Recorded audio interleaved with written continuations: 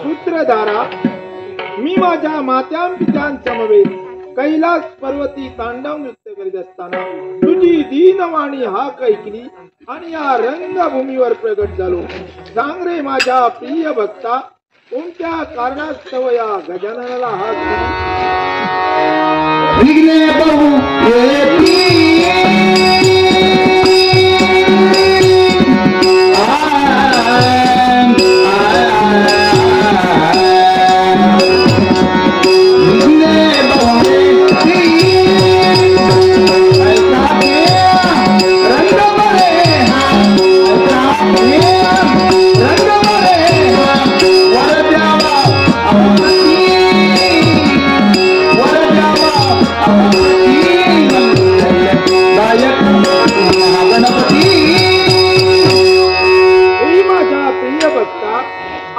तुझ्या नाटकाला प्रारंभ करीत आहे आणि त्या तुझ्या नाटकाला भलभलती विघ्न येण्याचा संभव आहे. पण चिंता करू नको. येणाऱ्या विघ्नाचा नाश मी माझ्या हाती असणाऱ्या पाशांकुशाच्या साह्यानं समूह नाश करीन. अन्य तुझी कोणती इच्छा अनही बालन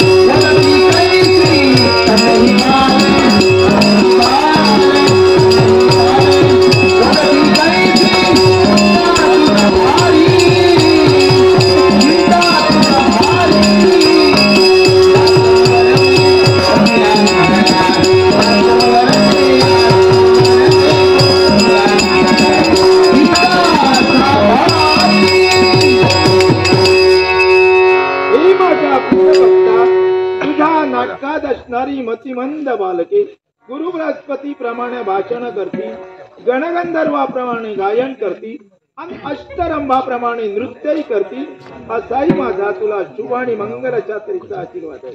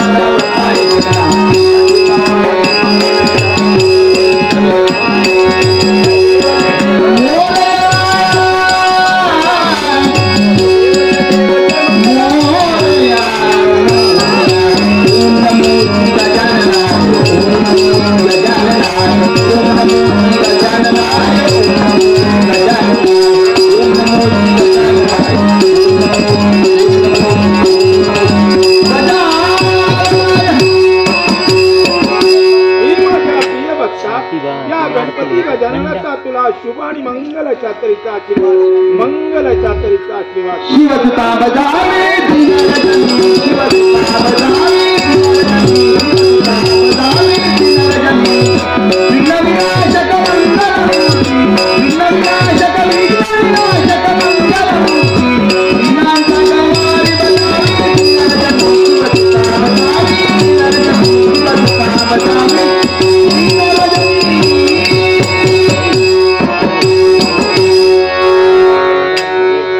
शिवसुता बजावे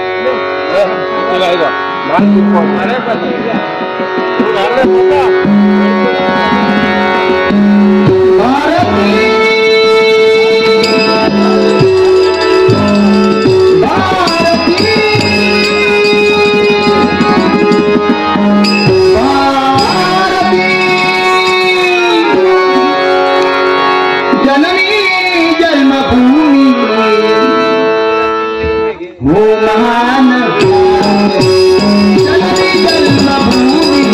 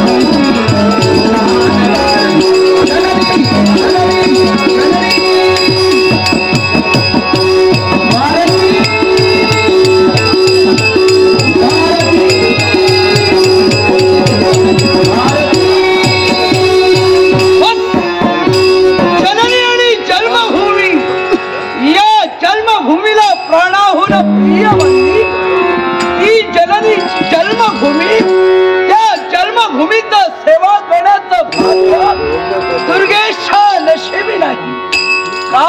कोण जाणे पूर्वजांच्या पश्चात वास्तविक या जन्मभूमी सेवा करण्याचं भाग्य या दुर्गेशा लाभायला हवं होतं.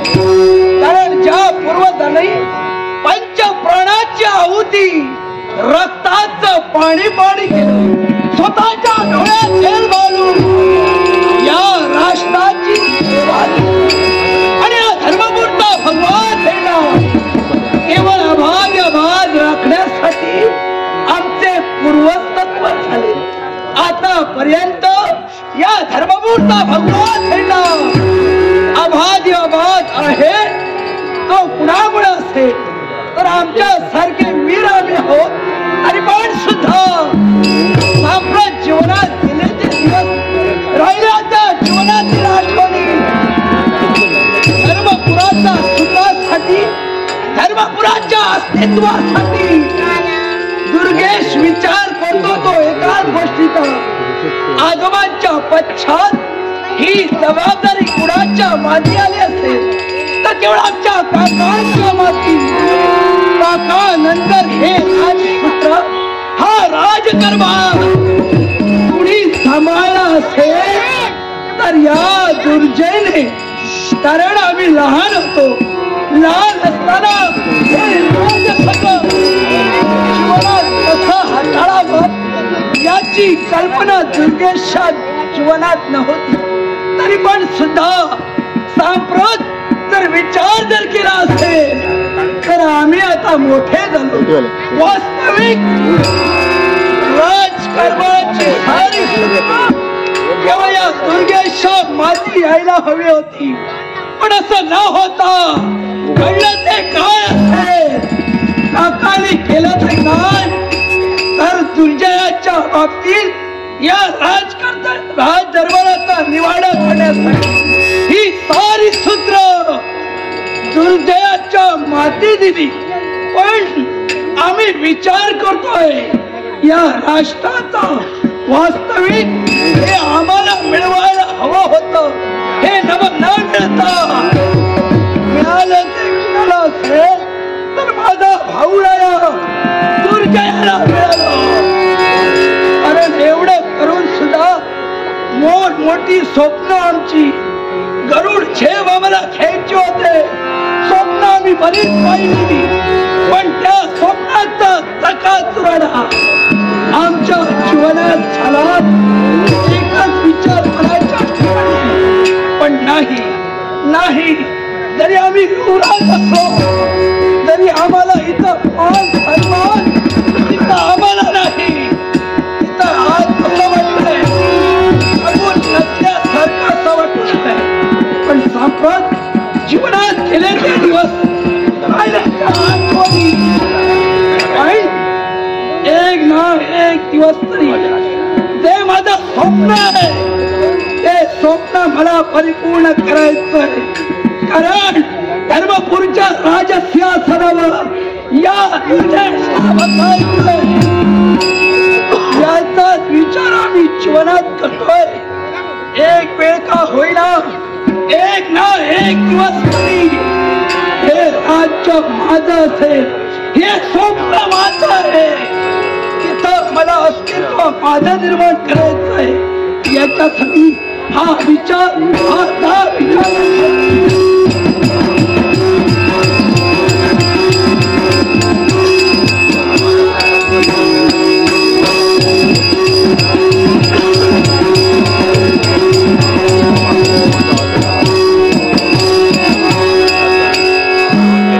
जन्मभूमीला प्राणावळी प्रिय मानली अशा धर्मपूरच्या भगव्या झेंड्याला दुर्जयचा मानाचा मुद्रा.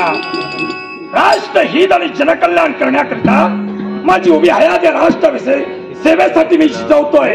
होय, याच्याही पुढे मला हेच करायचंय. कुणाच्या तरी महाभाग्याच्या मुखातील शब्द आहेत, जो स्वतःसाठी जगला तो मेला आणि जो दुसऱ्यासाठी जगला तो कीर्ती रूपाला अजय म्हणायला. ती कीर्ती संपादन करूनच या भगव्या झेंड्याचं रक्षण करण्याची जबाबदारी या दुर्जयला माती स्वीकारली. माता पित्याच्या पश्चात या राजगादीवर या दुर्जयला बसवण्यात आलं. जनतेचं हित हे माझं प्रीत मानिलं. पण आठवतो तो मागील प्रसंग. काळाची झेप घेतली म्हणायला हरकत नाही. परक्याचं पराचक्र या धर्मपुत्र राष्ट्रावर कोसळलं. माझे पीक दैवत अजूनही माझ्या काकांचे शब्द आठवत आहे. नेत्रा समोर दिसत आहे की काकांची आणि पिताच्या बेताची पाया खालची जमीन सरकली जाते. आकाश कोसळण्याचा भास होऊ लागला. मनाच्या ठिकाणी एक सारखा आक्रोश निर्माण झाला. कुणावर कुणीतरी घाव घालतोय. या क्षणी आठवते आमच्या काकांची आणि माझ्या पित्याची आकाश भरारी. ती गरुडचे पित्याचे काकांचे दोन्ही पंख छेदले गेले. ओळखे झालो आम्ही. ओळखेत झालो आई बाप या छतावरून. पित्याचा शेवट झाला. दुःख नाही वाटलं होतं. पण ज्या क्षणी काकांचा इच्छा हरपला गेलो त्या क्षणी आम्हाला कोसळल्याचा भास झाला. ज्या अमात्य मानकरांसमवेत माझ्या पित्याने काकाने कळक्याची झुंज दिली. रक्ताचे सड्या वाहिल्या गेलाय. राजा पडला राजेचा युवराज पडला बघून. जनतेनं फिकर केली नाही. परक्याचं राष्ट्र येतात आमच्या अमात्य मानकरांनी त्या परक्याचं प्रचक्र पडताळून लावलं. त्या क्षणी विजय प्राप्त झाला. या धर्मपुराला आम्ही लहान होतो. लहान असतानाच आमचे कनिष्ठ भावते शांत सांभाळ करण्याची जबाबदारी आमच्यावर आली. राजगादीवर कोण बसावा याचा प्रश्न निर्माण झाला. आम्हाला कळतही नव्हतं की राजकारभार कसा सांभाळावा. पण आमचे अमात्य मानकरी वरिष्ठ माणसाने आम्हाला आधार दिला आणि त्या आधाराचे योग्य करूनच लाख जनतेचा सांभाळ करण्याचा या वयात येईपर्यंत आमचा सांभाळ या लाख जनतेला केला. जनतेचं हित हे आमचं प्रीत आम्ही प्रथमच म्हणालो. आयुष्याच्या अंतापर्यंत जनतेचं रक्षण करू ही आम्ही प्रतिज्ञा केली. आज तोवर हे राजकारभार आम्ही सांभाळतो. जनतेच्या हितासाठी जे काय पुरस्कार हवे ते मिळवण्याचा आटोकाट आम्ही प्रयत्न करतो. आज माझा कनिष्ठ काका दुर्गेश नावाच्या आज्ञा घेऊन सरहद्दीवर गेलाय. पहाटेचा घंटा वाजता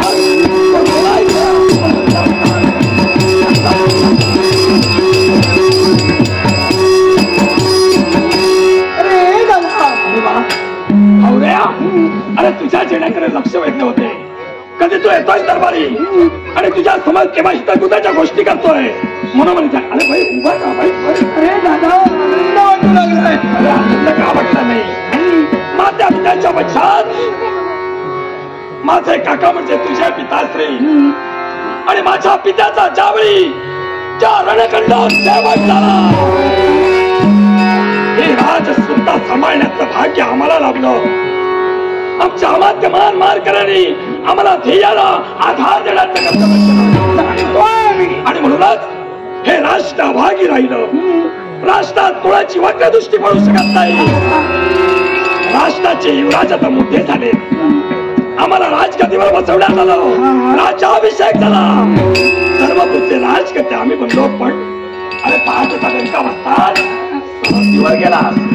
लाख जनतेच्या मनात काय शुद्धूक चाललंय. धर्मपुरात फेरफटका मारला. जनता सुखी आहे. सर्व काही स्वयंकुशल चाललंय. राज्याच्या ठिकाणी काय घडतंय याची कल्पना आतापर्यंत आम्ही तुला दिली. जरूर. आणि असं असताना परकीय शत्रूंचे हल्ले आम्ही आमच्या स्वतःच्या छाताडावर केले.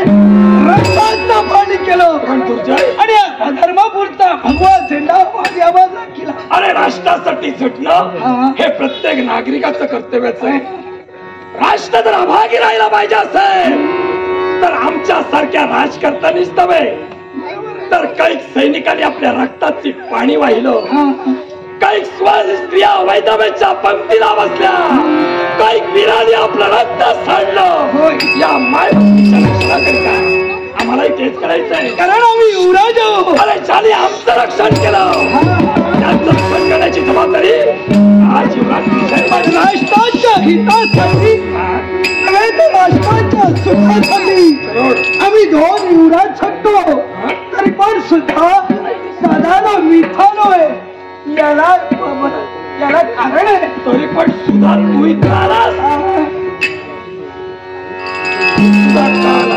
यालाही कारण आहे. नाही काय कित्येक दिवसाची इच्छा मनाच्या ठिकाणी फलवून इच्छा आज सांगेन उद्या सांगेन असं मनाच्या ठिकाणी आमच्या वाटत होतं. काय हवंय तुला? एकच वाटा. अरे काय हिरे माणी वस्तू अलंकार दाग दागिने काय हवंय? कारण अरे कोणत्या प्रकारची कमतरता आहे तुला?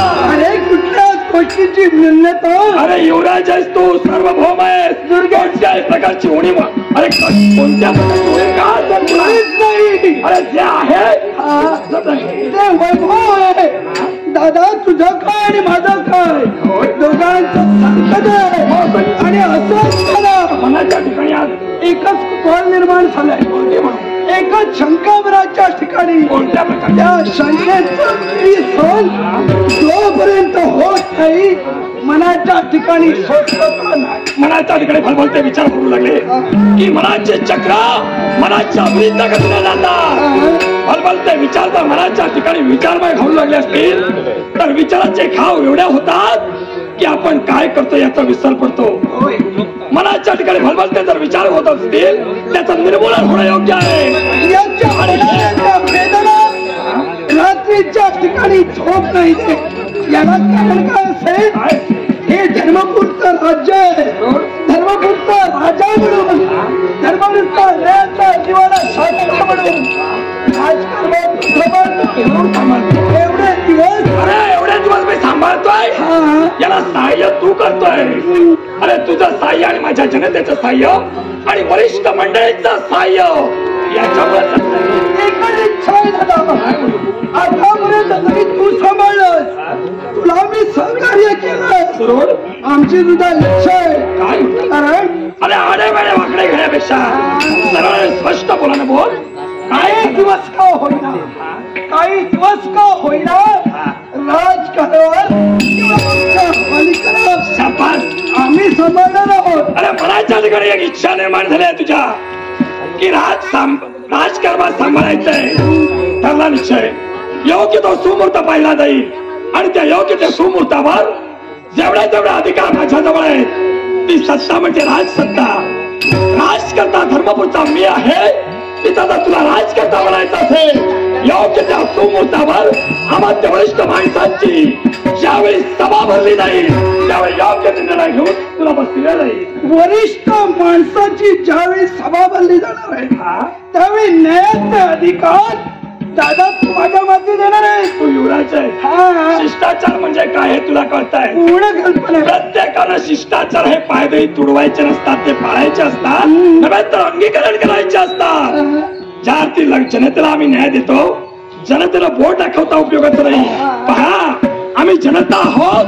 राजांचा सांभाळ आम्ही केला आणि युवराज असे वाटताय. मग तुम्ही म्हणता ज्यावेळी वरिष्ठ माणसं येणार आहेत त्यावेळी निर्णय घेतला जाणार आहे. अरे तू सांगशील त्यावेळी वरिष्ठ सभा भरूया. प्रत्येक अमात्य मान करीला मानाच्या स्थानी बसूया आणि निर्णय योग्य नाही दादा. असं न होता मला हवंय ते केव्हा असेल तर आज मानतो. राज्य हवंय. राज्याची लालसा मला नाहीये. राज्याचा हव्याचा तुला जडला असेल अमात्य वरिष्ठ माणसं इथं येऊ दे त्यानंतर तुला राजगादीवर. नाही दादा. आज ताबडतोब हवंय. नाही मिळालं या राष्ट्राची फाळणी कर. अर्धा तुझा घे अर्धा माझा. म्हटलंय अरे या मायभूमीला आम्ही जन्माला आलो. मायभूमीचं रक्षण लाख जनतेने केलंय. त्या राष्ट्राची जर आम्ही फाळणी केलं असेल, मला सांग, स्वतःची मातेचा आम्ही फाळणी जर केली असेल, लाख जनता आमच्याबद्दल काय बोलतील? लाखांचे पोसिंदे आहोत आम्ही, इथं आम्ही चुकलो. अरे हे जर चूक आम्ही केली असेल, लाख जनता आमची हीच चुकतील. अरे सख्या बंधू पक्क्या वैरी बांधतील आणि स्वतःचे दोन भाग करण्यासाठी सज्ज होतील. या जनतेचा विचार मात्र तू करतोय. जनतेचा जरी विचार केला असेल, आम्ही दोन येऊ राजा. जेवढा अधिकार नाही तेवढा अधिकार माझा मालकीवर आहे. राष्ट्र अधिकार आणि असं असताना अरे धर्मपुरता राष्ट्र राज करता मी एकटा आहे ना. धर्मपुरता राष्ट्राचा अधिकार मी तुझ्या हाती सोपेल. योग्य त्या सुमोतावर सांगितल्याप्रमाणे राज्याभिषेक करून संपूर्ण धर्मपुरता राजा मी तुला बनवेल. दादा, आतापर्यंत राष्ट्र मला हवं होतं, पण दुसरी गोष्ट म्हणजे काय असेल ते माझ्या अधिकारात आहे, ते मला मिळायला पाहिजे. अरे आजोबांचा अधिकार आहे. आजोबांच्या अधिकाराच्या पश्चात तुझ्या पित्याने माझ्या पित्याने आपली जबाबदारी पार पडली. ते हा म्हणतात हरातीर्थी पडले, त्यांच्या पश्चात आम्ही सांभाळतो. अरे अधिकार आणि राष्ट्राची फाळणी करण्याचा प्रयत्न जरी केला असेल, माझ्यासारखा वाईट दुसरा कोणी म्हणजे राष्ट्राची फाळणी दादा तुला कधी होणार नाही. संपूर्ण राष्ट्र तुझ्या स्वागत करा. राष्ट्राची फाळणी केव्हाही साध्य नाही. राष्ट्राची जर फाळणी झाली असेल, प्रत्येकाला मला माहित आहे. या जन्मावर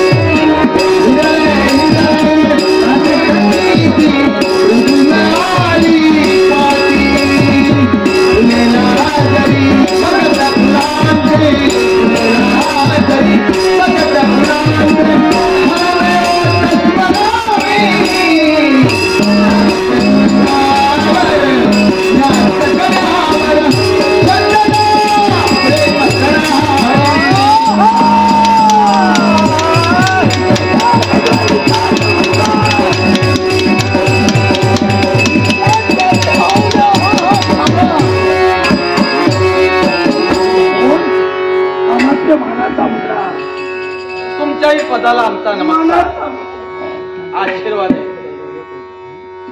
कोण रणधुरंधर वीर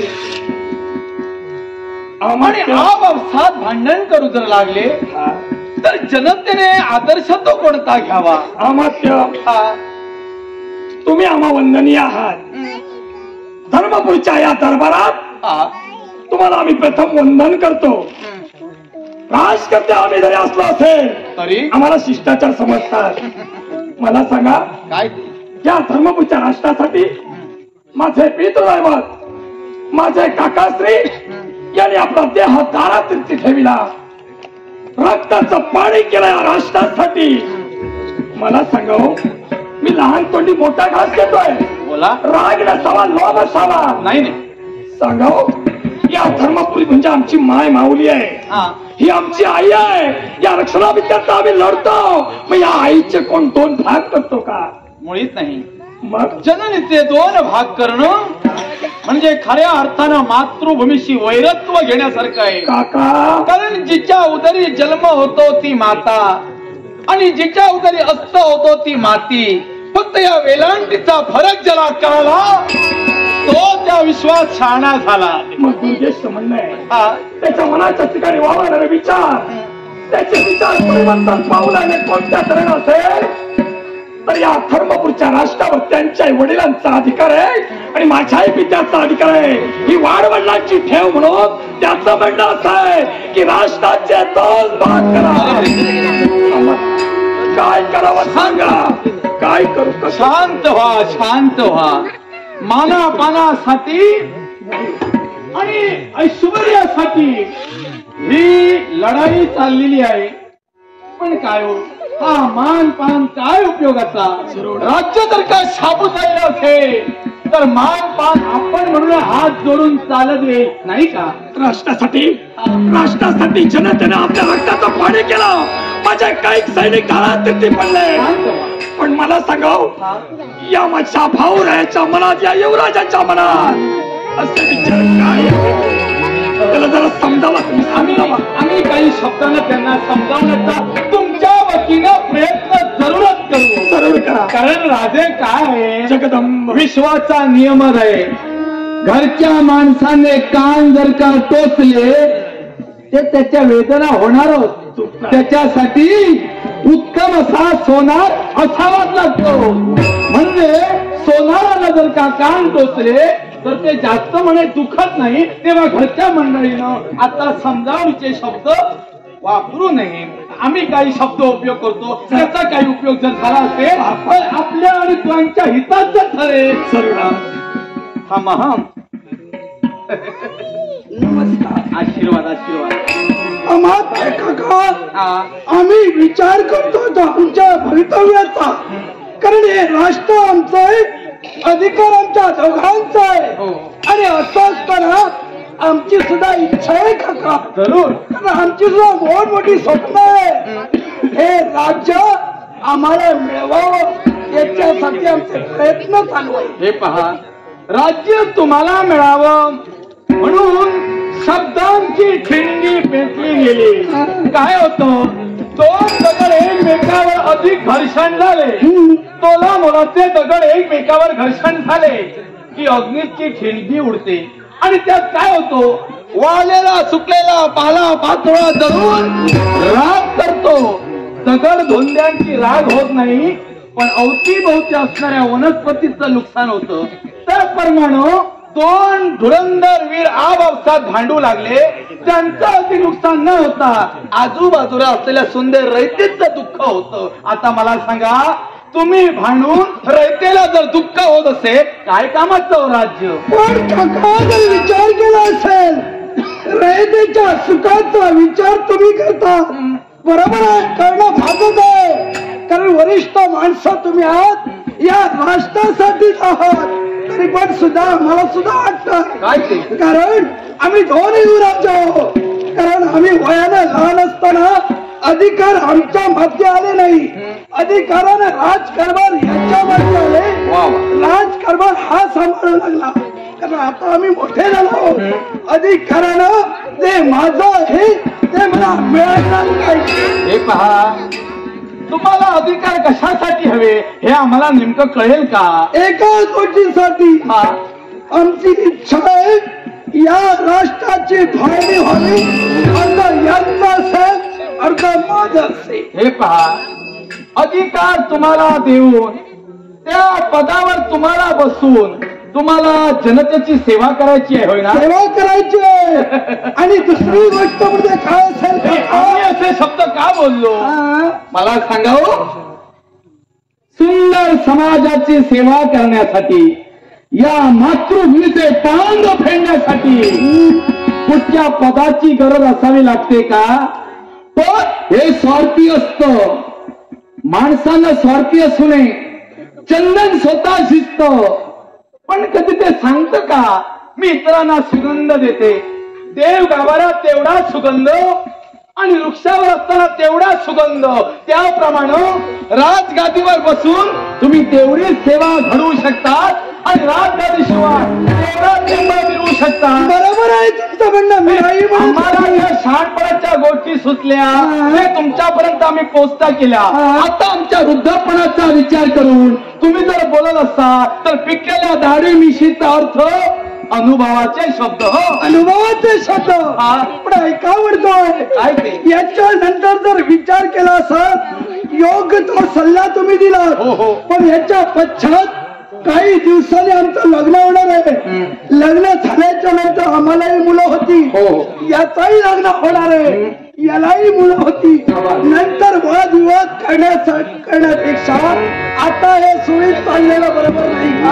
हा, म्हणजे आता जे वाद होतात पुढे होणारी संतती त्यांच्या सुद्धा असेच वाद निर्माण होणार असं आपलं म्हणणं आहे.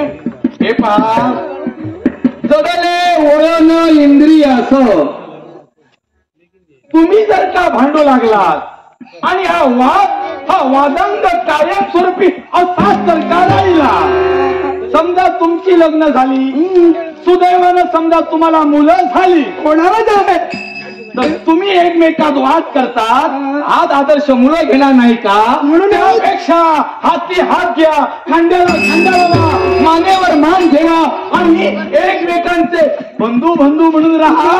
तो आदर्श तुमची संतती भावी पिढीत घेईल का म्हणून घेणार नाही? आमच्या काका असं मला नकोय. असं नकोय? आमची इच्छा आहे ना, आमच्या अधिकाराचा केवढा आहे ते अर्थ मला माझ्या मालकीचा. हे पहा, मान पान सोडा. आम्ही त्यांची आज्ञा घेतली आणि तुम्हाला समजावण्यासाठी आलो. हा मान पान जिवंतपणीचा खेळ आहे. या सुंदर रयतेला आपल्यासारखं करावं, अर्थ राज्य मिळवावं, न्यायभूमीची उभी तरातर फाळणी करावी. हे पहा, राज्याच्या दोन तुकड्या एकमेकांच्या विरुद्ध दिशेला राहतील. कुठच्याही राज्यात जर का उत्सव साजरा करायचा असेल, प्रथमतः वादांगाचं वाद निर्माण होईल आणि वादांगाच्या वादामध्ये कसल्या राज्यात विजयाचे उत्सव साजरे करणार, पराभवाच्या जखमा सदोदित राहतील आणि पराभवाच्या जखमा जर का तुम्ही घेतला असाल तर विजयी फडकणाऱ्या भगव्या ध्वजाच्या छत्रछायेत तुम्ही दोघेही शोभून दिसणार नाही. काका, या ठिकाणी सल्ला तुम्ही दिला, कर्तव्य तुमचं. हो. या ठिकाणी वादविवाद झाले तरी चालते, तर मनाच्या ठिकाणी जर मनाला वाटलं तर मी करणार आहे. मनाला वाटेल मानी मनाची महत्वाकांक्षा परिपूर्ण करण्यासाठी हा वादांगा तुम्ही ठेवला. या वाद्याच्या अमात्याच्या शब्दाचा तुम्ही अनादर करणार. आमच्या शब्दांना तुम्हाला तिरस्कार येत असते, म्हणजे तिरस्कार येत असते. पण तुम्हाला एक शेवटचं सांगतो, हा मान सोडा, हा अधिकार सोडा आणि लीनता अंगी धरा. लीनतेनं विश्व जिंकता येतं. मंदिराला सोन्याचा कळस जरी चढविला तरी लोक दगडाच्या पायरीवरच डोकं ठेवतात. तेव्हा पायरी भरून जर राहिला तर प्रथमतः तुमचं दर्शन घेतील, तदनंतर त्यांचं दर्शन घेतील. कारण आमचा सरदार घराण्यात जन्म झाला, पण तुमच्यापेक्षाही आम्हाला मान आहे. हो, पण कधी आम्ही बोलतो का? राज्यात जर का परकीयाला प्रवेश करायचा असेल तर प्रवेशद्वारावर कोण राहतो? सरदार राहतो. मग त्याला नमस्कार करून त्याची आज्ञा घेऊन, म्हणजे प्रथमतः त्याला मान देऊन परकीय आतमध्ये प्रवेश करतो. कारण का? तो पायरी बनून राहतो. आणि दुसरी गोष्ट, या जनतेसाठी जर तुम्ही म्हणाल असाल आणि राज्यासाठी जर हपासलेला हा देव असेल तर तुम्हाला एकच सांगेल, मानव पानासाठी जर तुम्ही झटत असाल, अग्नीचा निखरा जर तुम्हाला कोणी लावला असेल तर तुम्हाला चटकन राग येईल, यांनाही राग येईल, मलाही राग येईल. पण माणसाची कार्याला पूर्णविराम मिळाल्यानंतर तीच माणसं मशानात नेऊन अग्नीच्या निखाऱ्यावर तुम्हाला जातील, तुम्हाला अग्नी देतील. मग सांगा, कसला मान कसला अपमान, सारा खेळ चालला हा मानापमान नाटकाचा, मानापमान नाटकाचा, मानापमान नाटकाचा. आतापर्यंत बरंच काही आम्ही सहन केलंय, पण याच्या पुढे काका नाही. कारण माना सन्मानाच्या पलीकडे दुर्गेचं स्थान आहे, याचा विचार करा. मग आमचा नाविलाज होईल. नाविलाज एका राजघराण्याच्या राजकर्त्याला वाचवण्यासाठी लोक आम्हाला खोटा मान, नको आम्हाला खोटी शान, माय बापांचं रक्षण करे. आज अमात्याचा बहुमा प्रतिकार आणि प्रतिकार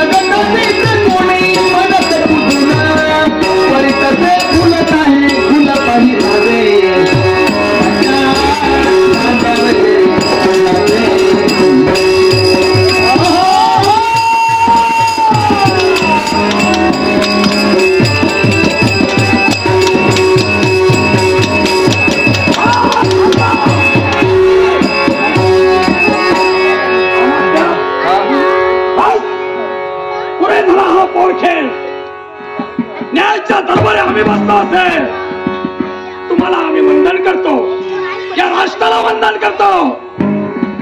जनतेच्या दरबारात आम्ही राजकर्ते म्हणून उभे आहोत. लाख जनता आमचा न्याय स्वीकारताय. आज भरलेल्या दरबारात राजकर्त्यावर या माझ्या युवराष्ट्र शस्त्र उचललं. ज्या अर्थी न्याय दंडावर शस्त्र उचललं, त्या अर्थी या धर्मपूरच्या राष्ट्राचा अपमान या युवराज कडे घडलाय.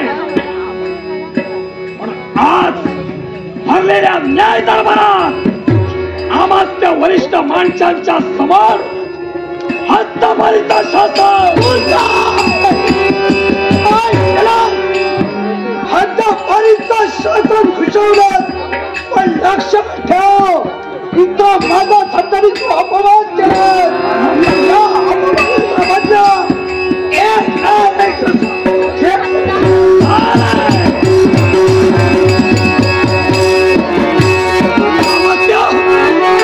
आम्ही पोरक्यात आलो.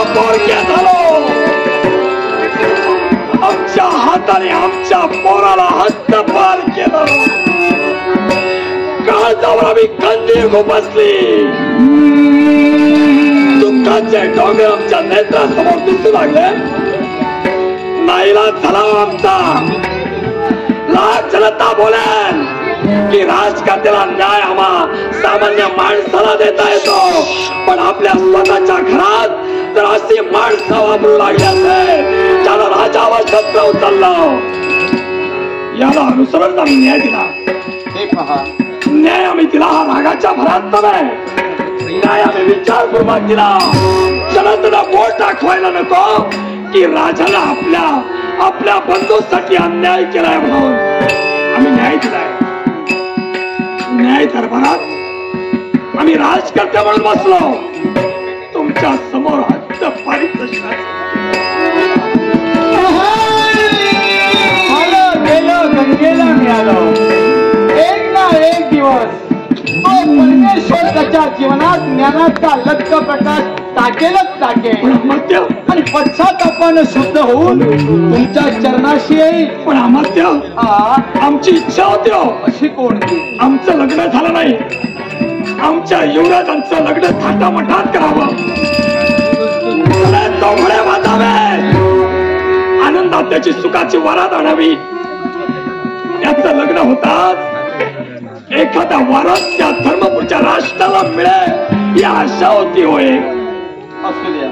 ती भरपूर गेली. आता वादांग निर्माण झालं असेल. संतापलेल्या जीवाला आवरणं फार कठीण आहे. कसं काय मिळेल हो वारस?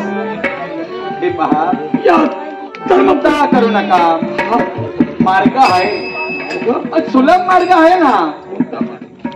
मला सांगाव, तुमचंही वय वाढतंय आणि वाढत्या वयात आमच्यासारख्या वरिष्ठ वडीलधाऱ्या माणसानं विचार करायला हवे. पण आम्हाला लग्न करायचं आहे. हा, आम्ही ठरवणार इच्छा आहे.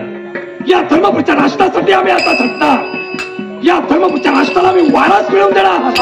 तुमच्या पाहण्यात एखादी वधू आहे का सांगाव. हे पहा, आम्ही असं करतो. तुम्ही असे निर्मुसल्यावाडी का बोलता. आम्ही एक काम करतो. काय ते. देशोदशीला दवंडी देतो. योग्य वयात वाढती कन्या ज्याची असेल तिचा हात तुमच्यासाठी आम्ही आनंदाने मागण्यासाठी जाऊ. सुदैवानं होकार आला असेल, शुभवेळ शुभघटका मंगल वाद्य वाजू तुमचा विवाह संपन्न सोहळा करूच करू. अमत्य, या वयात येईल तुम्हाला आम्ही लग्नाचा विचार कैक वेळा केला होता. पण आम्हाला कुणी कन्या देण्यासाठी नाकार देईना. आम्हाला कुणी कन्या देईना म्हणून 3 दिवसांच्या झोपी लागलो की आम्हाला झोप लागेनाशी झाली. त्यावेळी भलवंते विचार आमच्या मस्तकी वावरू लागले. निद्रा येईना, झोप येईना म्हणून आम्ही मदिरा प्राशन करू लागलो. मनाच्या ठिकाणी वावरणारे भलभलते विचार हे दूर जावे म्हणून आम्ही छंदांच्या नादी लागलो. आम्ही वेश्याच्या माडीत जवळ लागलो, जुगार खेळू लागलो. असं हे कृत्य करते वेळी आम्हावर प्रत्येकानं पोटाला कोणाचं कर्तव्य करताय. आम्हाला कन्या देण्यासाठी नाकारताय प्रत्येक. आता काय करणार. तुमच्या व्यसना पायी लंगडी बाजू तर तुमच्या दिशेनं उभे राहिलेलीच आहे. आणि ही वार्ता जिकडे तिकडे वाऱ्याच्या लहरीवर कर्णोपकरणी पसरलेली आहे. वेश्येच्या मारी, जुगार, मदिरा हे सर्व छंद आणि या छंदापायी काय झालं माहितीये. गरीबाचं उत्सुकतेने 4 चौघात चौकटीवर बोलता येतं, पण थोड्या मोठ्यांचं बोलावं म्हणजे त्या निष्पाप जीवाला फासावर जावं म्हणून अनेकांनी तोंड बंद केली. आजच्या दिनी तुम्ही खरं बोलला की लाख जनतेच्या भीतीपोटी आणि राजकर्त्यांच्या भीतीपोटी तुम्ही बोलला नाही. असं तर असेल ना, मला सांगा आमचं लग्न होणारच नाही की का. असं कुठे म्हणा तुम्ही घेऊन विचार. राष्ट्राला वारस मिळणारच नाही की का. असं कोण म्हणाला. जो जन्माला आला त्याचं भाग्यात काहीतरी रेखांकन आहे. आशा आहे. हा एक आशा आहे. हो, असं नैराश्या पदरी धरून कसं चालेल. पराभवानंतर विजय ठरलेला आहे. दुःखानंतर सुख ठरलेलं आहे. अमत्या, निराशानंतर आशा ही चालूला देणारच आहे. एक आशा आहे अमत्य. आशा आहे ती इच्छा माझी म्हणजे लग्न करण्याची तुम्ही पूर्ण करू शकता. हे पहा, तुम्ही आमचे मायबाप आहात, तेव्हा जे काही सहभागाचं साह्य हवं असेल आम्ही जरूर करू. अमत्य, आम्ही तुम्हाला शब्द देतो की आजच्या दिवसापासून आम्ही जुगार, वेशागमन, वेश्येच्या माडीवर आम्ही पायरी चढतो ना, आजच्या दिनापासून ते सारं बंद करू. आमची आशाची किरण म्हणजे कोण असेल. अमत्य, तुम्ही असं मी का म्हणालो. मला जर कुणी आपली कन्या द्यायला नाकारत असेल तर एक कन्या ती म्हणजे तुमची बाळ मला द्या. तुमच्या कन्याचा विवाह जर माझ्यासोबत करत असाल या धर्मपूरच्या राष्ट्राला वारस मिळेल, महाराणी मिळेल. राजे, तुम्ही जे बोलता ते सर्वांगाचे कान करून अमात्यानं ऐकलेले आहे. हा सुखदेव तुमच्या राज्याची मान हितभारीनं सेवा करणार आहे. तुमचं अन्न आम्ही खातो. कदाचित त्या सक्तीच्या शब्दाच्या जोरावर तुम्ही आम्हाला सांगूही शकता. अमात्या, पण काय लग्न म्हणजे 2 जीवांचा मेळ आहे आणि संसाराचा सुंदर खेळ आहे. तो सारी पाठ ज्याचा त्यांनी मांडावा. आता आम्ही जरी किती जरी कोणाला समजावण्याचा प्रयत्न जरी केला तरी काय आहे, माणसाच्या देहाला व्यक्ती स्वातंत्र्य आहे. जरूर आहे. आणि जशी व्यक्ती स्वातंत्र्य तुम्हाला आहे, आम्हाला आहे, घरच्यातील भूल उड्या मारणाऱ्या पाखरांना चिमण्यांना आहे, फुलावर उडणाऱ्या फुलपाखराला आहे, म्हणजे जलचराला उभयचराला आहे आकाशात भ्रमण करणाऱ्या प्रत्येक जीव मात्र आहे तसा व्यक्ती स्वतंत्र माझ्या बायेला सुद्धा आहे. आता ही वार्ता आम्ही तिच्या कानी जरूर घालू. आम्ही राजकर्ते आहोत. हो, शिष्टाचार म्हणजे काय आम्हाला कळतंय. तुम्ही आमचं अन्न खातात, आमच्यावर काही उपकार करत नाही. तेवढ्यात तुम्ही या राष्ट्रासाठी आपला देह झिजवितात. रक्ताचं पाणी तुम्ही करतात, त्याचा मोबदला म्हणून आम्ही तुम्हाला अन्न देतो. आता राहिला प्रश्न लाख जनतेच्या मनाच्या व्यक्ती स्वातंत्र्याचा. प्रत्येकाला आम्ही स्वातंत्र्य दिलंय ना, त्याचप्रमाणे तुमच्या कन्येला तुम्हाला विचारायचं आहे. जरूर जा तुमच्या कन्येपर्यंत. तुम्ही तिचे बाबा विनवणीच्या शब्दानं सांगा, त्याची समजूत घाला म्हटलं. ही कळकळीची विनंती आहे तुम्हाला. काही हरकत नाही. आणि आनंदाचा गोड निरोप घेऊन परमेश्वराच्या मनात असेल मी माझ्या बाहेर आपला जाऊन ही वार्ता सांगतो.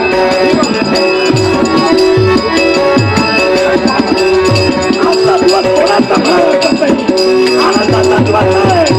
अमात्याची कन्या अमात्य जरूर त्याची समजूत घालतील आणि माझ्या समोर लग्न करण्यासाठी ती सज्ज होईल.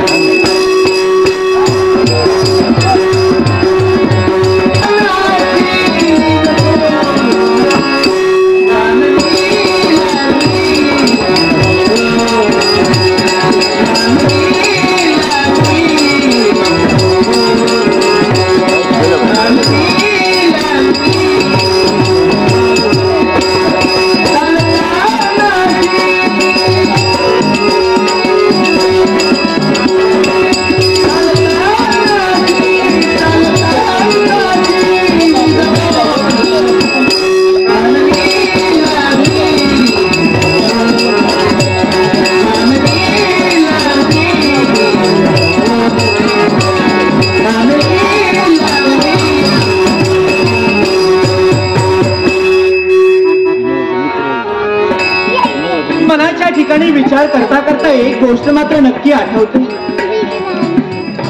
आणि ज्या माझ्या बाबांनी मला संस्कार दिले, जे सारं काही शिकवलं ते खरंच आहे. कल्पनेच्या वातावरणात माणसानं भरारी मारत असताना जी काही आपली वास्तवाशी नाळ जोडली गेलेली आहे, त्या वास्तवाला आणि आपले असणारे पाय जमिनीवर आहे हे कधीही विसरू नये. स्वातंत्र्य याचा अर्थ स्वैराचार नाही. प्रत्येक माणसाला स्वातंत्र्य त्याचा योग्य तो वापर कसा करा हे माझ्या बाबांनी मला शिकवलं. लहानाचं मोठं केलं, ज्ञानाचं बाळकडू बोधामृत मला पाहिजे. कारण असं जरी असलं तरी सुद्धा ज्या राज्याच्या ठिकाणी अमात्य पदाची थोर जबाबदारी माझ्या बाबांवर आहे आणि त्या जबाबदारीच्या ठिकाणी त्यांनी कधी कसूर केला नाही. जी जबाबदारीचे तत्व, जे अधिकार त्यांच्याजवळ आहेत त्याचा योग्य त्या रीतीने कसा वापर करावा हे पूर्णपणे त्यांना ज्ञात आहे. पण असं जरी असलं तरी सुद्धा आजच्या दिनी मनाच्या ठिकाणी एकसारखा आनंद निर्माण होऊ लागला. आणि याला कारण काय असेल तर नित्याचं कर्तव्य दरबाराच्या ठिकाणी जावं, आपली जबाबदारी परिपूर्ण करून. केव्हा एकदा बाबा येतील आणि खरोखरच माझ्या मनातील हितगुज, माझ्या मनात जे काही विचार वावरतात ते बाबांपर्यंत मी सांगेन असंच माझ्या मनाला झालेलं असतं. आणि असं असतं ना, केव्हा एकदा येतील अशीच मी आतुरतेने वाट पाहत असते. आणि म्हणूनच मला नक्कीच खात्री बाबा लवकरात लवकर आपली जबाबदारी परिपूर्ण करून येतील. आणि असंच मनाच्या ठिकाणी वाटू लागलं की कुठेतरी लवकरात लवकर बाबांच्या पावलांचा दूरवरून नाद माझ्या कानांच्या ठिकाणी एकसारखा घुमू लागला. आणि या प्रतिभेला एकच वाटू लागलं, जी अमात्य पदाची थोर जबाबदारी प्रतिभा संपन्न माझ्या बाबांजवळ आहे. आणि असं असतं केव्हा एकदा येते असंच माझ्या मनाला झालं. आणि म्हणून बाबा तुम्ही लवकरात लवकर यावं, लवकरात लवकर यावं. एकसारख्या ओळखीच्या पावलांचा आवाज ऐकू येतो. आणि म्हणूनच एकच वाटू लागलं, एकच वाटू नाद ओळखीचा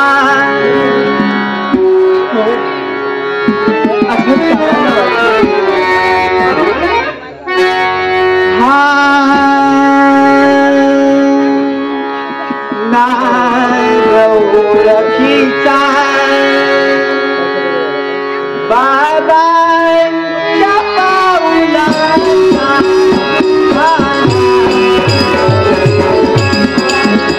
बाबांच्या पाऊलांचा भाला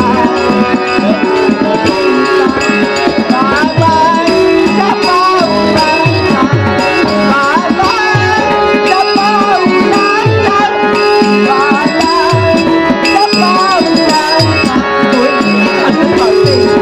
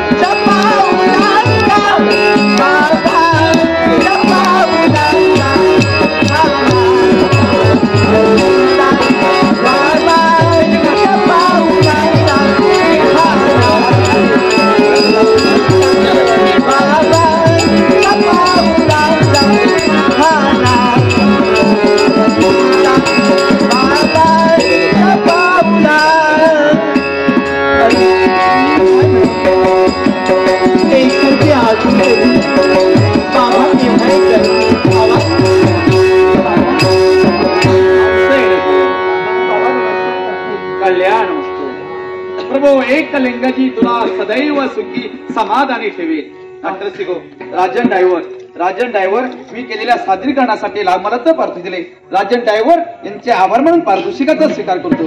तसेच कैलासवासी किशोर सावंत यांच्या स्मरणार्थ पल्लवी कदम हिच लाभमरत्न पारितोषिक आहे. त्यांचे तुमचे आभार मानून आजगाव मंडळाच्या वतीने आदरपूर्वक स्वीकार करतोय.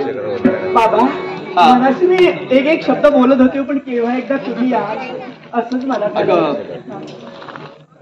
दरबारातली कामं परिपूर्ण केली आणि बाळा आम्ही तुमच्यापर्यंत धाव घेतली. अगं पैसे ना उभी का नाही बाबा कशाला म्हणते काय झालं माहिती केव्हा एकदा तुमच्याशी बोले नसत झालं होतं पण अगं लेक आणि बाप यांचं नातं फार सुंदर रंगवून ठेवलेलं परमेश्वरानं आहे. अगं आई बापानं मुलाला जवळ घेऊन पाठीवर फिरविलेला हात आणि केलेला उपदेश विद्वान पंडिताच्या ज्ञानापेक्षाही पवित्र असतो. तो चांगल्या पद्धतीने उपदेश आजपर्यंत मी तुला केला. तुला घडविलं वाढविलं नाऊ खाऊ घातिलं आणि माझी बाळ आता मोठी झाली. आणि बाबा मी काय म्हणते असं जरी असलं तरी सुद्धा वेळ प्रसंगी रागावणं हक्कानं बोलणं हे आपल्या आई बापांचं कर्तव्य असतं आणि ते तुम्ही करता. त्यामुळे मी योग्य मार्गावर आहे. अगं पिता कधी कन्येवर मनापासून रागवतो का? अगं कन्या हे लक्ष्मीचं सुस्वरूप आहे आणि असं असताना माझ्या सोन्यासारख्या या लक्ष्मीवर आम्ही का बरं रागवणार नाही? काय ग अगं बैस काय ते तुम्ही एवढं सारं काही बोलतात खरे पण दरबाराच्या ठिकाणी जबाबदारी परिपूर्ण करून इथपर्यंत आलात ना हो तेव्हा तुमच्या मी सर्वांगाचं निरीक्षण केलं. काय ते काहीच क्षणार्धात तुमच्या मनाच्या ठिकाणी समाधान जे वाटतंय कुठेतरी दूर व्हा आणि काहीतरी विचार करण्यात तुम्ही मग्न व्हा असंच माझ्या मनाला वाटलं. काही नाही. चेहरा म्हणजे तुला चांगला वाचता येतो असं म्हणायला हरकत नाही.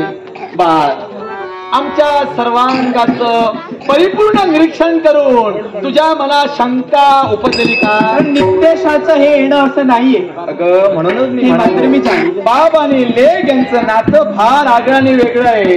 अगं बापाला होत तरी पत्नी दूरच राहील, पण कन्या बरोबर ओळखू शकते.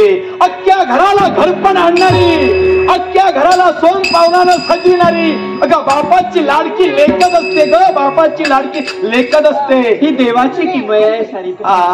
पण आम्ही दरबारातून याच्यापूर्वी सुद्धा निराश होऊन किती वेळा आलो, तेव्हा सुद्धा कधी कधी विचारात असताना आम्ही भोजन सुद्धा केलं नाही. तेव्हा तूच म्हणायची, बाबा आज तुम्ही भोजन का करत नाही? अगं आम्ही का निद्रेच्या आधी जाण्याचा प्रयत्न केला, पलंगावर झोपण्याचा प्रयत्न केला, तरी आम्हाला मध्यरात्रीपर्यंत झोप येत नाही. तेव्हा सुद्धा तुम्ही आम्हाला यायच्या आणि तुम्हाला विचारायची, बाबा अजून तुम्हाला झोप येत नाही का? बाबा काय झालं? दरबारी काय झालं? तुम्हाला काही बोललं का? तुम्ही आज जेवलाच नाही का? अख्ख्या घराचा प्रश्न बाबा विचारणारी फक्त एकच कन्या असते ग.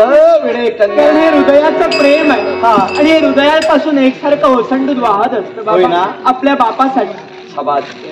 पण बाळ, काय 100 हत्ती समान बर, 100 हत्ती समान बर, पण संसारात एक कन्या सांभाळणं बापाला किती डोईजर होत हे बाप झाल्यानंतरच कळतं. वाढत्या वयाचा विचार. बरोबर आहे. पण बाबा आज एकाएकी तुमच्या बोलण्याचा अर्थ मला नाही समजला. हे पहा, आज एकाएकी असं तुम्ही का बोलू लागले? तुझे हात पिवळे करावं म्हणतो. काय बाबा मला सांगा. अगं कन्या हे परक्याचं धन आहे. ते परक्याच्या घरीच शोभून दिसणार. आई बापाला किती जरी कन्या हवी वाटली तर खरं सार्थक तिचं कुठं आहे? आई बापाचं नावाचं त्याग करणं, आपल्या माहेरचा त्याग करणं, माहेरच्या माणसाचा त्याग करणं आणि सर्वस्वाचं मान स्वीकारून आपल्या पतीच्या घरचं मा बोलांडून पुढे जाणं यातच खरं भलाई ठरते ग बाळ. पण बाबा मी काय म्हणते, काय ते? एवढ्या लवकर घाई कशासाठी आणि का बरं? त्याला कारण आहे. कारण नवरी जरी उत्सुक झाली नसेल तरी नवरा उत्सुक झालेला आहे. आणि काही नाही, काही नाही, काय आपापसात काही नाही. म्हणजे तुझं लग्न आम्ही ठरवून आलो. तुम्ही ठरवून आलो म्हणजे तसं ठरवून नाही आलो. असंच म्हणाला तुम्ही. काय हा आता वाढती कन्या झाली की तिला जिकडून तिकडून स्थळ येणारच आहे आणि आम्ही वडील असल्या कारणामुळं आमच्या प्रथमता काय येणार. पण आम्ही आज जे बोलतो ना ते कोणाच्या बाबतीत ज्ञान आहे का? नाही, मला काही ज्ञातच नाही. तर काही समजलंच नाही. तर बाबा ऐकायचंय ना आता. तुम्ही एवढे उत्सुक झालात म्हणून मी असं तुला आडेवेडे घेऊन का सांगतो? तेच म्हणते. कोणी सर्वसामान्य नाही. हा सर्वसामान्य कोणी सर्वसामान्य नव्हे होय. तर आणि डोकं शांत असेल तर निर्णय चुकत नाही आणि भाषा गोड असेल तर माणसं तुटत नाही. बरोबर. म्हणून त्यावेळी आम्ही डोकं जरा शांत ठेविलं, भाषेचा सुंदरच वापर केला आणि जर तर तुमच्यापर्यंत आणून सोडली. नक्की काय म्हणतात? अजूनही माझ्या कोण व्यक्ती काहीच नाही आलं नाही. अगं राजकारण खेळत असताना हे गुंतागुंतीचे वेडे वाकडे अंगण वंगण घेऊन बोलण्याची पद्धत राज दरबारी झाली ना, त्यामुळे ते शब्द आता मुखात राहतात. पण आता तुझी मागणी आमच्या राजकर्त्यानं केली. आम्ही तिथं परिपूर्ण होकार दर्शविला नाहीच. म्हणून म्हणालो जर तर ठेविली की आम्ही ही वार्ता राजे व्यक्ती स्वतंत्र असलेल्या कन्येसमोर सादर करू. आता तिच्या मनात काय परमेश्वर जाणे. म्हणून बाळ त्यांच्या वतीनं मी तुला सांगण्याचा प्रयत्न केला. आता निर्णय तुझ्या हातात. बरोबर आहे बाबा तुमचं. अमात्य पदाची थोड जबाबदारी तुमच्यावर आहे आणि असं असताना अधिकार तत्व मर्यादा तुम्हालाही आहे दो. आणि म्हणूनच जी काही वार्ता तुम्ही ऐकली राजांनी माझ्यासाठी मागणी घातली. पण तुम्ही म्हणालात ते खरं. पण आतापर्यंत लहानाची मोठी तुम्ही मला केला. मला वाढवत असताना व्यक्ती स्वातंत्र्य तुम्ही दिले, मात्र एक तुम्ही मला सांगितलं, स्वातंत्र्याचा अर्थ स्वैराचार मुळीच नाही. त्याच व्यक्ती स्वातंत्र्याचा वापर प्रत्येक माणसाने योग्य तो करा. आणि म्हणूनच तुमच्या आज्ञेचा अवमान ही तुमची प्रतिभा मुळीच करणार नाही. काय याला कारण आज्ञेचा अपमान करणार नाही मुळीच. पण एकच मला सांगायचं, माझ्या मनात जे काही विवाह संबंधी विचार वावरतायत ना, ते प्रत्यक्षात राजेंपर्यंत मला सांगायचं. काही हरकत नाही. हा. तुझ्या मुखातून जर निर्णय त्यांच्यापर्यंत पोहोचवायचा असेल तर चल, विलंब कशाला, आता धडकरी लावू आणि राजकर्त्यांच्या कानी तुझ्या मुखातून जे काय असेल ते सांगून मोकळी हो. तुमची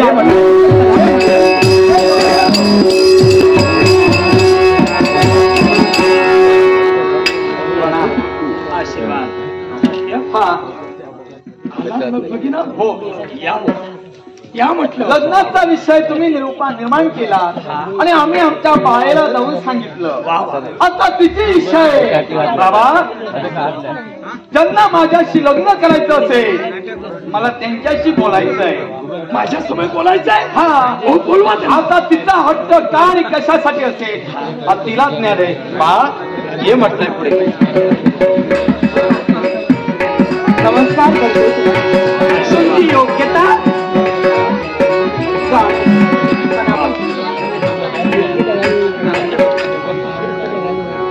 बोलावं. पितृदैवत आमची आम्ही इच्छा प्रकट केली. या धर्मपूरच्या माय भगिनीला राज करता, त्यालाच राज महाराणी मिळवावी याकरता विनवणीच्या शब्दाला आम्ही विनंती केली. आम्हाला त्यांच्यावर तुमच्या कन्येचा हात मागण्याकरता. बोल बा, काय म्हणत असेल ते बोल. बाबांनी तुम्ही जे काही सारं सांगितलं ते माझ्यापर्यंत येऊन मलाही सांगितलं. आता तुमची इच्छा आहे माझ्याशी विवाह करा आणि मला मागणी घालण्यासाठी तुम्ही तत्पर झालात. कोणत्याही प्रकारची उणीव तुझ्या आयुष्याच्या अंतापर्यंत भासणार नाही शब्द देतो आम्ही. बरं वाटलं बोललात ते ऐकून, पण मला तुम्हाला एक सांगायचं आहे. काय कारण प्रत्येक माणसाला व्यक्ती स्वातंत्र्य असते जरूर आहे आणि त्याचा वापर तुम्ही करतात. प्रत्येक जण करतात, आम्ही दिलाय ते. स्वातंत्र्य याचा अर्थ स्वैराचार नव्हे. प्रत्येक माणसानं कसं वागावं आणि त्या स्वातंत्र्याचा योग्य तो वापर कसा करावा जेणेकरून आपल्या जीवनात कधीही वाईट प्रसंग निर्माण होणार नाही. आणि म्हणूनच मला तुम्हाला एकच सांगायचं, त्याच व्यक्ती स्वातंत्र्याचा वापर करून माझ्या मनात जे काही विचार वावरतायत ना ते तुमच्यापर्यंत मला सांगायचं. सांग. राग मुळीच नसावा. निर्धास्त बोल. एकच मला मनाच्या ठिकाणी वावरणारे कोणत्याही प्रकारचे विचार असू द्या आमच्या समोर खुल्या मनानं बोल. आणि म्हणूनच मला सांगावं, प्रत्येक मुलीला वाटत असते आपलं ज्यावेळी लग्न होईल ना ती व्यक्ती निर्व्यसनी, सद्गुणी, सद्वर्तन, कुठल्याही वाईट प्रकारचं व्यसन तिला असू नये. आपली पत्नी सोडून इतर स्त्रियांना तिने आई बहिणी समान मानावं असं प्रत्येक मुलीला वाटत असतं. आणि म्हणूनच तेच कर्तव्य आणि ते सुद्धा मला वाटतंय. म्हणून मला तुम्हाला एकच सांगायचंय, आतापर्यंत तुमच्याबद्दल जे जे काही आम्ही सारं ऐकलं ना, जी जी कानी आमच्याच नव्हे तर प्रत्येकाच्या कानापर्यंत जी वार्ता पोहोचली, आणि म्हणून आम्हाला तुम्हाला एकच सांगायचंय, आतापर्यंत तुमच्यात कधी बदल झाला नाही आणि तो पुढे कधी होईल असं आम्हाला वाटत नाही. म्हणून आम्हाला तुमच्याशी विवाह करायचा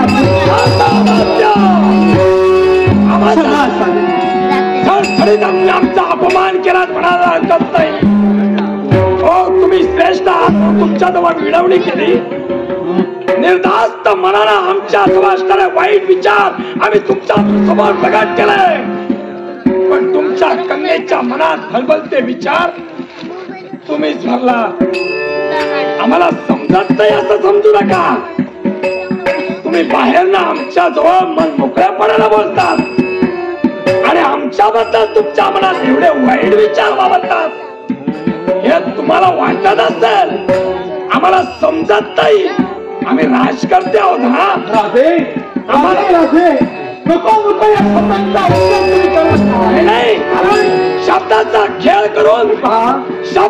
खेळ करून आम्हाला शब्दाच्या माळ्यात तुम्ही गुंफू नका. राधे, कन्येला जरी मी जन्म दिला हा? तरी परमेश्वरानं तिला बुद्धी दिली. वा जन्म मी तिला घडविली मी, पण बुद्धिदाता परमेश्वर आहे. बुद्धिदाता आपल्या मनाला ठरविलं, बुद्धीला पटविलं आणि तुम्हाला जो काही हवा तो निर्णय दिला. जीवनाचा आता यात मी दोषी कसा काय? जीवनाचं चारित्र्य आई बाप घडवते ना. आई बाप सांगेल त्यावेळी मुली कन्या असो डोळ्यावर उभी राहते. बाप सांगतोय ना, मग बापाच्या शब्दाला किंवा तिला बापाचा शब्द अवहेल केला नाही. आज तुमची कन्या तुमच्या समोर सांगते राजकर्त्याला की लग्न मला मान्य नाही. अर्थात चुकतात तुम्हीच, तुमच्या कन्येला मी दोष नाही देणार. आज झाले तेवढी शोभा तुम्ही पार केला. तुमच्याबद्दल आमच्या मनात आदर माया ममता होती, पण त्या माया ममतेचे कोळसे केला तुम्ही. वृक्षास्त सुप्त वाळत राग होते त्याची माती त्याचं विसरण होतो. तत्वात आम्ही जन्माला आलो ना, आम्ही राजकर्ते बनलो. एकटे राहू, एकटे वागू आणि न्याय एकटेच देऊ. आजपासून तुम्ही आमच्यासाठी राष्ट्रासाठी जी सेवा केलात, इमारे इतबार केला, ही स्वार्थापोटी केला. आज तोवर तुमचा स्वार्थ आमच्या ध्यानी आला म्हणून या राष्ट्राचा राजकर्ता हा तुझा आहे. या अशा अमात्यानं राजकर्त्याचा वेर केला म्हणून आतापर्यंत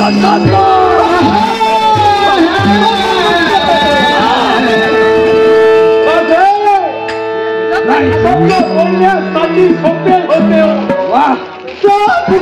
तुम्ही उच्चारण केला, राष्ट्राचा राजकर्त्याचा अपमान केला. एक वेळ धारेदार शस्त्रानं या सुखदेवाची माळ करता जिल्हा नाही हो मला वाईट. तुमचा आम्ही शब्दरूपी शस्त्राचा तुम्ही उपयोग केला. अमात्य सुखदेव तुम्ही स्वार्थी निघाला, खाल्ल्या अन्यावर बैमानी केला.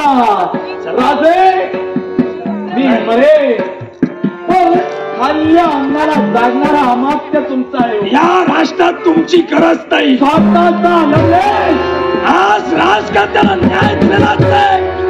अमात्य तुमच्या समवेत तुमच्या कन्येला घेऊन धर्मपूरच्या राष्ट्राच्या बाहेर हद्दपा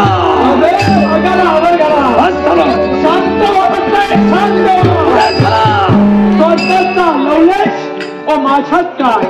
त्यांच्या उदरी मी जन्म घेतला. माझ्या आई बापाच्या मनात सुद्धा स्वार्थपणा नाही. तो या मी तुम्हाला हात धरून सांगतोय, विनवणी माझ्याही मनात होतं मान, पण परमेश्वराच्या जर ते मनात भरवायचं नसेल तर आमच्या सारख्या मानवानं प्रयत्न करून ते यशस्वी ठरेल का याचा विचार करा. मी तुमचा मान सन्मान ठेवला याच्यापूर्वी. योग्य तो निर्णय घेऊन तुला हद्दपार केलं. नको त्या शब्दाला तांडण होऊ नये. या वयात तुमची निंदा नोंदकी होऊ नये असं जर वाटत असेल, या राष्ट्रातून जे मानपणाचे तुमचे अधिकार आहेत ते ठेवायचे आणि तोंड काळं करायचे. माझ्या कन्येनं तुम्हाला नकार दिला म्हणून रागाचे निखारे सर्वांगाला पेट घेऊ लागले आणि रागाच्या भरात तुम्ही अमात्य सुखदेव यांना बोलता. राजे तुमच्या कन्येसहित या राष्ट्रातून हद्द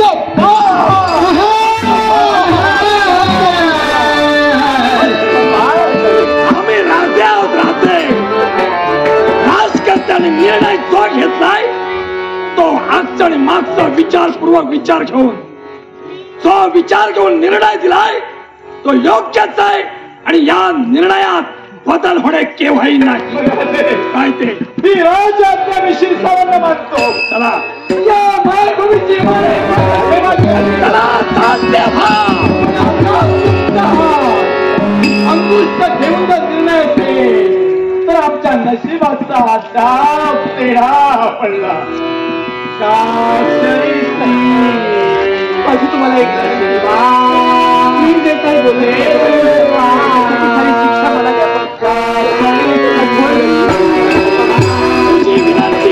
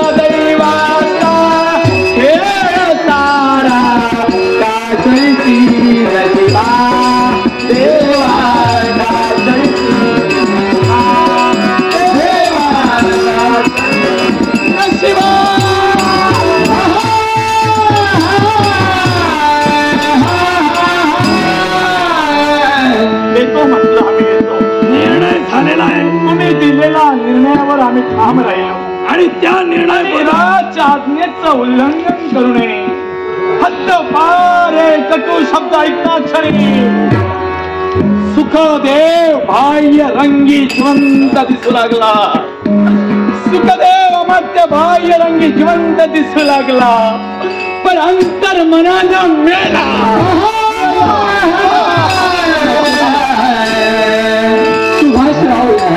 सुभाष रावळे माझ्या कल्पनांचा गौरवांचा केला. आपल्याचं शंभर बसलेलं सुभाष रावळे यांचे आगमन आमच्या आजगाव प्रदेशात नाटवाचे या पक्षाचा आनंद. चल बाबा, ते नशिबी परमेश्वरानं वाढलं आहे, ते करता आमचं नशीब हे नसेल.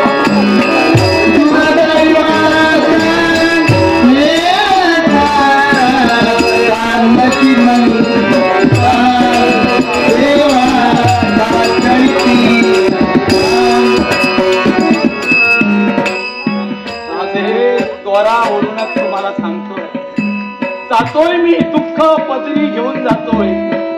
नाही पुन्हा मी माघारी या माय माऊलीला वंदन करून जातो. माझ्या कन्येनं तुमचा तिटकारा केला आणि तिटकारा करून तुम्हाला अपमान झाल्यासारखं वाटलं, म्हणूनच तुम्ही आम्हाला हद्दपार करता. पण एक लक्षात ठेवा राजे, वृक्षाची फांदी मोडली, उडणाऱ्या पक्षाला फांदीवर विश्वास नाही हो. उडणाऱ्या पक्षाला त्याच्या पंखांवर विश्वास असतो. जगाच्या पाठीवर सुखदेव कुठेही जाईल आणि आपल्या बाळेचा आणि आपला सांभाळ करेल. पण एक गोष्ट विसरू नका, विषारी सर्पाला सोबत घेऊन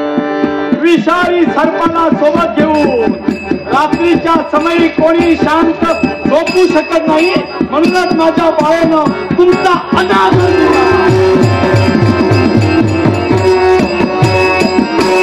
सुखदेव. अरे कन्या बापाच्या आज्ञेत वावरू शकत नाही.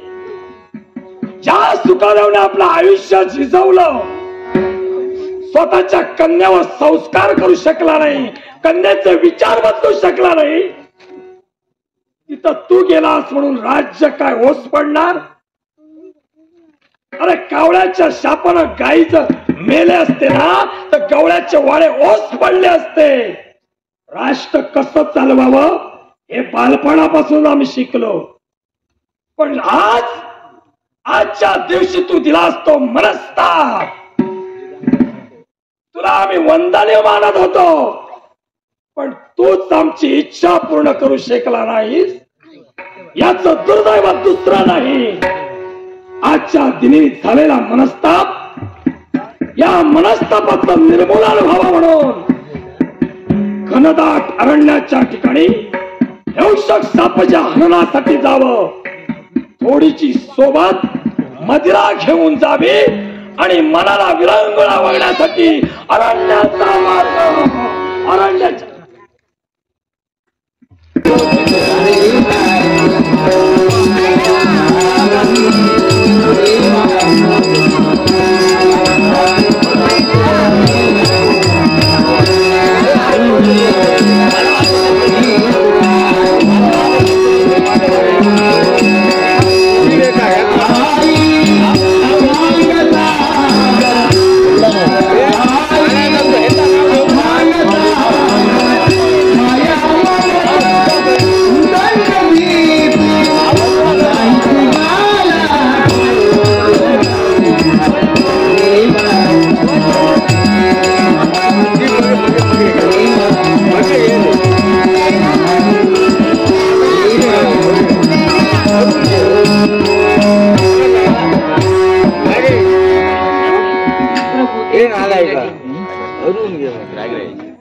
स्वातंत्र्याच्या ध्वजा नेहमीच तुला मानाचा मुद्रा करत आलो. सुखाच्या हिंदोळ्यावर या क्षणी तरी मी डोलत असले तरी सुद्धा मागील दिवसांची आठवण होते आणि मन एकसारखं विचारी बनत. फक्त विचारीच बनत नाही तर नयन कमलातून अश्रुधारा वाहू लागतात आणि प्रत्येक अश्रूतून प्रश्न एकच निर्माण होतो, भगवा हाती घेऊन लढणं, भगव्याची शान राखण्यासाठी जीवन खर्ची घालणं, हे खरंच पाप आहे की पुण्य आहे? नाही नाही, शेवटच्या क्षणापर्यंत मी तर एकच सांगेन, प्रत्येक माणसानं जगायला हवं ते फक्त भगव्या झेंड्याच्या रक्षणासाठी लढ लागलाय. आणि आजपर्यंत माझ्या सौभाग्य धन्याने तेच केलं. शेवटच्या क्षणाला सुद्धा हाती भगवा झेंडा घेऊनच ते लढले. आणि लढत असताना, भगव्याचं रक्षण करत असताना काळानं असा घाला घातला की या जगाचा त्यांना निरोप घ्यावा लागला. रडले मी, मन आक्रंदून उठलं, नयन कमलातून अश्रुधारा वाहू लागल्या. कारण प्रभू एकलिंगाच्या कृपेनं त्यापूर्वी माझ्या कुशकुलात 2 तानुली जन्माला आली होती. माझा प्रवीण आणि प्रशांत, चिमुकली बाळ. जेव्हा परकीयांचं आक्रमण झालं म्हणजे सौभाग्याची धनी हाती भगवा घेऊन प्राणपणानं लढत असताना त्या राष्ट्रासाठी देह खर्ची घातीला, ते चिमुकल्यानं काय माहित होत? ते हसत होते, रडत होते. लहान मुलांना काय कळतं सुख म्हणजे काय असतं आणि दुःख म्हणजे काय असतं? पण मी मात्र 2 चिमुकल्यांना घेऊन एकच स्वप्न पाहिलं, म्हणजे सौभाग्य जरी राष्ट्रासाठी गेले, मी जरी रडले तरी यापेक्षा यापुढे सुद्धा जे माझं रक्त आहे ते भगव्या झेंड्यासाठीच लढत राहील. आणि त्या दिवसापासून त्या 2 चिमुकल्यांना जवळ घेऊन मी लहानाचं मोठं केलं. वेळोवेळी त्यांच्या मनात तेच ठसवलं, तेच रुजवलं की आपण जगायचं ते फक्त राष्ट्रासाठी. फक्त देह सुंदर दिसावा आणि कुणीतरी मोठं म्हणावं म्हणून हाती भगवा घेऊन मिरवायचं असतं का? नाही नाही, भगवा हाती असल्यानंतर आपल्याला कुणी मोठं म्हटलं नाही तरी चालेल, पण त्या भगव्याचं प्रेम अंतर्मनात असलं पाहिजे. अंतःकरणात जर प्रेम असेल तर मरण्याची वेळ जरी आली तरी सुद्धा शेवटचं स्वप्न तेच असेल की फक्त भगवा. आणि तेच आता माझ्या बाळांचंही आहे. स्वामींनी क्षणोक्षणी मला तेच सांगितलं होतं, हा बाजार आहे, स्वार्थी जग आहे. सत्यानं जो चालेल त्याला निश्चितच लवकरात लवकर मिळेल आणि असत्यानं जो चालेल तो आणखीनच काही दिवस जगेल. पण मरण कधी येतं त्यापेक्षा मेल्यानंतर माणूस किती जिवंत राहतो हेच खरं जीवन आहे. आणि ते जीवन माझे स्वामी माझे सौभाग्य धनी जगले. आणि तेच मी माझ्या बाळाला सांगते. आज माझा एक बाळ सरदार म्हणून या राज्यासाठी लढतोय. एक माझा बाळ गुरुगृही विद्याभ्यास पूर्ण करण्यासाठी अजूनही काही कालावधी शिल्लक आहे. पण असं जरी असलं तरी सुद्धा आठवण येते की मला सौभाग्य धन्याची. आनंदाच्या हिंदोळ्यावर जरी डोलत असले तरी सुद्धा, सुखाच्या हिंदोळ्यावर जरी सुद्धा मी पाहत असले तरी सुद्धा एक सौभाग्य म्हणून मला त्यांची आठवण येते. आज जर ते असले असते, आपल्या मुलांचं कौतुक पाहिलं असतं आणि आपण जसा त्या 2 बाळांना जास्त दिवस नाही प्रेम देऊ शकले. पण आज मात्र त्या बाळांना पाहून खरंच वाटलं असतं त्यांना की आपल्या पाठी राष्ट्राला कोणीतरी रक्षण करणारं लढणारं आहे. आणि म्हणूनच डोळे पाणावतायत माझे स्वामी. मला आठवण येते तुमची. श्वास निश्वासून जातोय, शब्द निशब्द होत आहे. अंतरीच्या पाऊल पुन्हा पुन्हा उमटतायत वाहत आवाज. मला काहीच कळत नाही. स्वामी मला माहिती, तुम्ही जरी गेलात तरी सुद्धा इथंच कुठंतरी आजूबाजूला पाहत असाल. आपली लक्ष्मी आपल्या बाळांवर केवढा किती संस्कार करते हे तुम्ही पाहत असाल. आणि म्हणून अंतरी साठले दे हादनयनी दाटले शब्द पंक्ती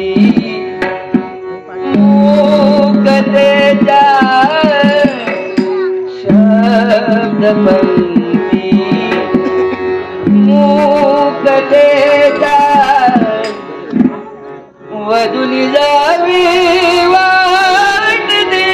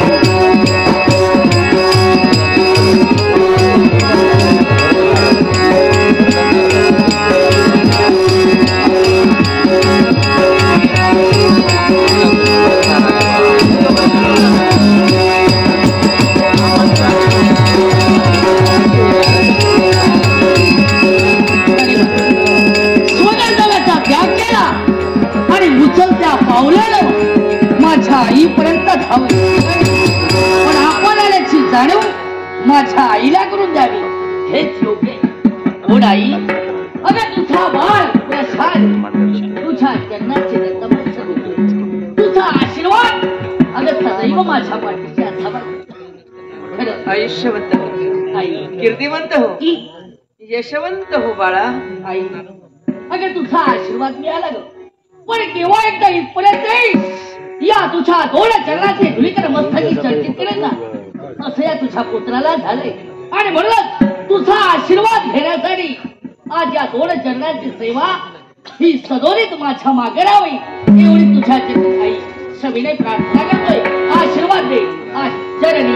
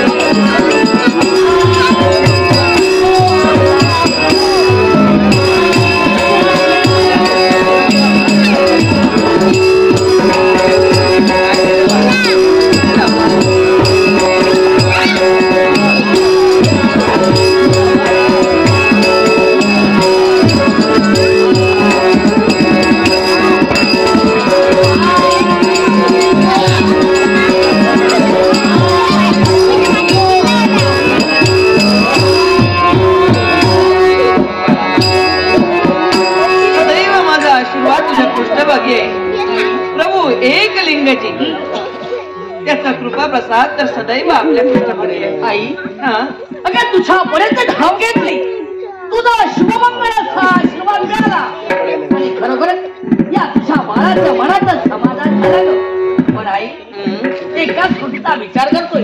विचार तुझ्यापर्यंत माझी पावलं बनली, इथं आलो तुझ्या सर्व अंगाचं निरीक्षण करतोय. काहीतरी विचार करते असं मला वाटते. वा. विचार म्हणजे तसा आनंदाचा क्षण होता. आनंदाचा क्षण होता. प्रवीण आणि प्रशांत माझे दोन पुत्र तुम्ही, हा चंद्र आणि सूर्य. असं असताना हा 12 वर्षांच्या प्रदीर्घ काळानंतर हा प्रवीण आजच येणार ही मनाला उत्सुकता. पण असं असताना तू आलास हा सुद्धा आनंदच आहे.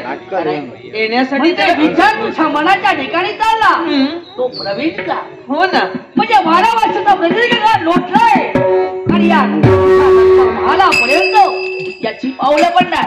पण आई अगं माझंही कर्तव्य परिपूर्ण पार पडत असल्यावेळी माझ्याही मनाला वाटलं किंवा माझ्या मातेपर्यंत जाईल, तुझा आशीर्वाद घेईल म्हणून लगबगीने आई इथपर्यंत येणं केलं. माझा आशीर्वाद सदैव तुझ्या आई भाग्य.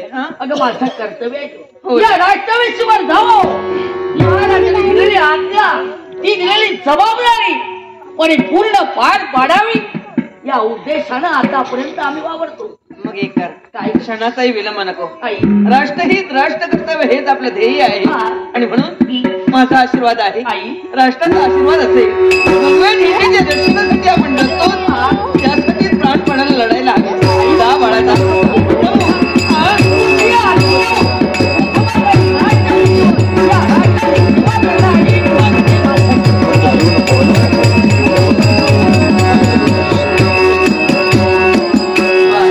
प्रभू एक लिंगजी सदैव आपल्या पृष्ठभागी आहे आणि म्हणूनच त्याची भक्ती आणि त्याची सेवा, राष्ट्राची सेवा हेच माझं स्वप्न असेल.